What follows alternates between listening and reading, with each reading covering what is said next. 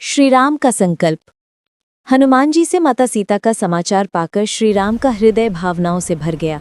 उन्होंने कहा, अब विलंब नहीं, धर्म की रक्षा और अधर्म के अंत का समय आ गया है।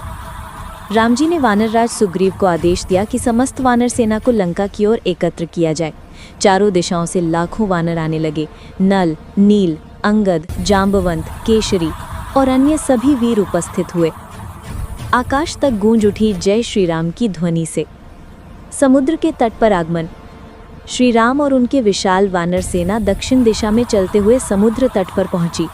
समुद्र के पार ही लंका थी, जहां रावण माता सीता को अशोक वाटिका में कैद कर रखा था। श्री राम ने समुद्र देव से मार्ग देने की प्रार्थना की कि हे सागर देव, आप स्वयं रघुकुल का मार्ग प्रशस्त करें ताकि धर्म स्थापना का कार्य संपन्न हो सके। परंतु समुद्र देव ने मौन साध लिया।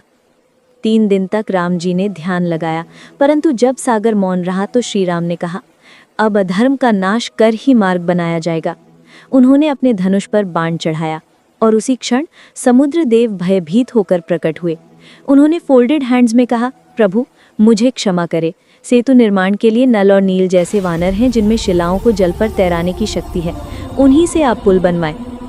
नल और नील द्वारा सेतु निर्माण। श्री राम ने आदेश दिया और नल नील ने कार्य आरंभ किया। वानरों ने पर्वत और शिलाएं उठाकर समुद्र में डालनी शुरू की।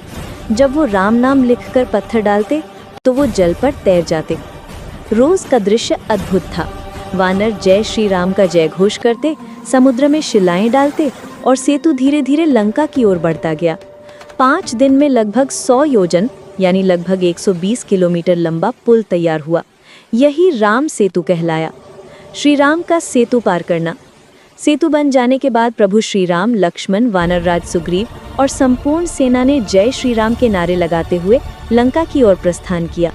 हनुमान जी आगे आगे ध्वजा लेकर चले और श्री राम के चरण पहली बार लंका भूमि पर पड़े। कथा का सारांश। हनुमान जी के लौटने के बाद श्री राम ने लंका की ओर यात्रा आरंभ की। समुद्र देव की कृपा से नल और नील ने राम सेतु का निर्माण किया, जो आज भी प्रभु श्री राम की मर्यादा, भक्ति और शक्ति का प्रतीक है। एक पंक्ति में सार। हनुमान जी के समाचार से प्रेरित होकर श्री राम ने धर्म स्थापना के लिए समुद्र पर सेतु बनाया और लंका की ओर प्रस्थान किया।